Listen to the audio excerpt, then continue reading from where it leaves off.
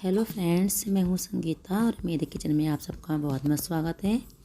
आज मैं लेके आई हूँ आपके लिए सेब की ऐसी रेसिपी जिसे आप बार बार बनाना चाहेंगे। यहाँ मैंने 2 सेब ले लिए हैं और इन्हें मुझे कसना है। तो मैंने अभी आपको दिखाया कि हम जब तक इन्हें काटेंगे नहीं, इन्हें कस नहीं पाएंगे। तो मैंने इनको बीच में से 2 भागों में बांट लिया है और कस रही हूँ। आप देख रहे हो कि मैं अपने इस सेब को छिलके के साथ ही कस रही हूँ।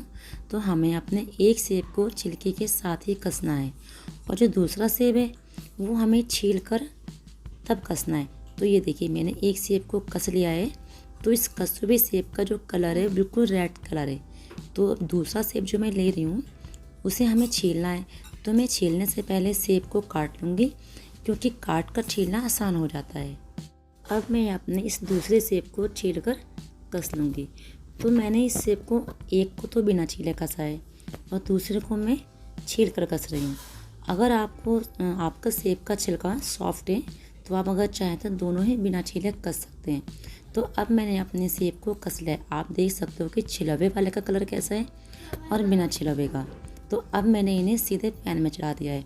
जब आपको रेसिपी बनानी है सेब को तभी छीलना है, उससे पहले छीलकर नहीं रखना है, क्योंकि सेब को जब हम काटते हैं तब वो ऑक्सीडाइज होकर कलर चेंज कर देता है। तो अब मैंने गैस का जो फ्लेम है वो मीडियम टू लो रखा है। तो अब मैं अपने सेब को इस पर पका रही हूँ। हमें क्या करना है, सेब को पकाना है। तो इसको मैं 2 से 3 मिनट या 3 से 4 मिनट के लिए भी आप ढककर पका सकते हैं। तो 3 से 4 मिनट के बाद मैंने इसे ढक्कन को हटा दिया है। तो आप देख सकते हो जो सेब है ना वो बहुत अच्छी तरह से पक चुका है। मैं आपको चेक करके ही बता रही हूँ। अब मैंने 3 से 4 मिनट इसे और पकाया है। हमें क्या करना है, सेब का जो पानी है ना वो पूरी तरह से सुखा देना है, इस तरह से। अब ये एक डो के फॉर्म में आ गया है। तो अब हम इसे एक प्लेट में ट्रांसफ़र कर लेंगे, गैस को ऑफ कर देंगे। अब मैंने इसे प्लेट में ट्रांसफ़र करने के बाद फैलाना शुरू कर दिया है, क्योंकि हमें जो सेब का यूज़ करना है ना वो ठंडे का करना है, गर्म का नहीं करना है। तो अगर आप चाहें तो इसे फ्रिज में भी रख सकते हैं आधे से 1 घंटे के लिए। तो अब मैंने गैस पर पैन चढ़ा दिया है, उसमें डाल दिया है 1 चम्मच देसी घी। तो अब मैं यहाँ को ड्राई फ्रूट्स ले रही हूँ, जैसे काजू हो गए, बादाम हो गए। करना क्या है, इन्हें करना है रोस्ट। फ्लेम हमारा वही है, मीडियम टू लो। इन्हें हम रोस्ट कर लेंगे। ये देखिए, अब इनका कलर चेंज हो गया ना। तो अब लास्ट मोमेंट पे मैंने इसमें डाल दिए 1 से 2 चम्मच किशमिश। तो किशमिश को आप लास्ट मोमेंट पे डालेगा, क्योंकि वो जल जाती है जल्दी। तो देखिए, अब मैंने किशमिश भी इसमें रोस्ट कर लिए। किशमिश भी हल्की हल्की फूल चुकी है। अब मैंने क्या करा है, गैस का फ्लेम कर दिया था ऑफ, और अब मैं इसे बाहर निकाल दी हूँ इस तरह से।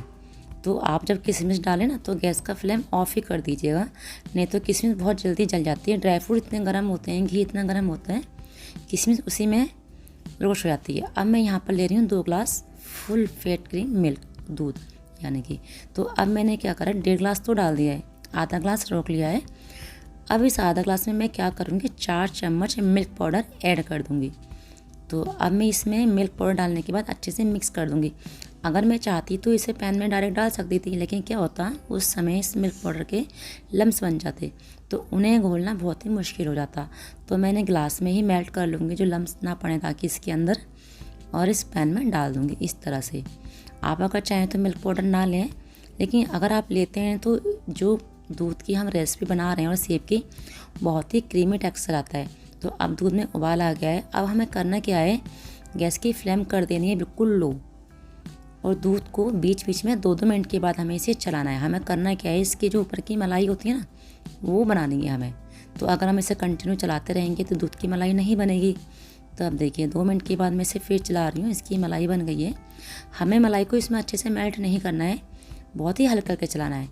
अब मैंने इसे फिर से रिपीट करा है, 2 मिनट के लिए फिर छोड़ दिया है, फिर इसकी मलाई बन जाती है। फिर 2 मिनट के लिए छोड़ देंगे, फिर इसकी मलाई बन जाएगी। इससे क्या होगा, हमारा जो दूध है ना वो गाढ़ा हो जाएगा और इसकी एक अच्छी रबड़ी बन जाएगी। और हमें चाहिए क्या, हमें इसकी रबड़ी ही तो चाहिए। ये जो हमारा दूध 2 ग्लास था ना, तो वो 2 ग्लास से तकरीबन 1.5 ग्लास हो चुका है। अब मैंने लिया है यहाँ पर शहद, क्योंकि हम इसमें चीनी का इस्तेमाल तो कर नहीं रहे हैं, शुगर फ्री बना रहे हैं। तो मैं यहाँ पर 2 चम्मच डाल रही हूँ हनी। तो आप अपने टेस्ट के अकॉर्डिंग 2 चम्मच से ज़्यादा भी डाल सकते हैं, लेकिन 2 चम्मच बहुत है, क्योंकि जो मिल्क पाउडर है ना वो मीठा ही होता है। अब यहाँ पर डाल दिया है मैंने इलायची पाउडर और गैस को कर दिया है ऑफ। तो अब मैं इसे अच्छे से कर दूँगी मिक्स। अब हमें करना क्या है, इसे 2 मिनट के लिए आप गैस पे छोड़ दीजिएगा, क्योंकि अगर हम इसे हैंड टू हैंड बाउल में ट्रांसफ़र करते हैं तो कभी जल जाए। तो 2 मिनट के बाद में इसे बाउल में ट्रांसफ़र कर दिया है मैंने इसे। तो अब आप देख सकते हो कि दूध इस समय आपको गाढ़ा लग भी रहा है नहीं भी, लेकिन जब ये बिल्कुल ठंडा हो जाएगा ना तो बिल्कुल रबड़ी की तरह लगेगा आपको। तो अब मैं इसे फ्रिज में रख दूँगी 1 घंटे के लिए। तो अब 1 घंटे के बाद मैंने इसे फ्रिज से निकाल लिया है। तो अब आप देख सकते हो कि कितना गाढ़ा हो गया है। तो यही गाढ़ापन हमें चाहिए था। अब जो सेब है वो भी बहुत अच्छी तरह से ठंडा हो गया है, तो वो मैं इसे मिक्स कर दूँगी दूध में सेब को। आप ध्यान रखें जब आप इस रेसिपी को बनाएं तो दूध भी आपका बिल्कुल ठंडा हो, यानी कि रबड़ी, और जो सेब है वो भी बिल्कुल ठंडी हो, क्योंकि सेब खट्टा मीठा होता है ना, अगर हम गर्म में डाल देते हैं तो दूध फट सकता है। तो अब देखिए मैंने इसे कर दिया अच्छे से मिक्स। अब आपने देखा था मैंने उस समय दूध में ड्राई फ्रूट्स नहीं डाले थे, तो मैं इस स्टेज पर ड्राई फ्रूट्स ऐड कर रही हूँ। ड्राई फ्रूट्स में मैंने यहाँ पर चिरौंजी, काजू, बादाम और पिस्ता को लिया है।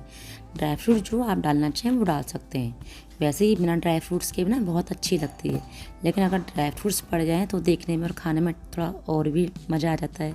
तो अब मैंने इन्हें अच्छे से कर दिया है मिक्स, और अब मैं कर रही हूँ गार्निश कटी हुई सेब के स्लाइस पिस्ता और बादाम से। तो अब हमारी सेब की खीर रेडी है। तो ये है हमारी सेब की खीर व्रत स्पेशल। तो मेरी वीडियो अगर आपको पसंद आती है तो प्लीज़ लाइक, शेयर और सब्सक्राइब करना बिल्कुल ना भूलें। मिलते हैं।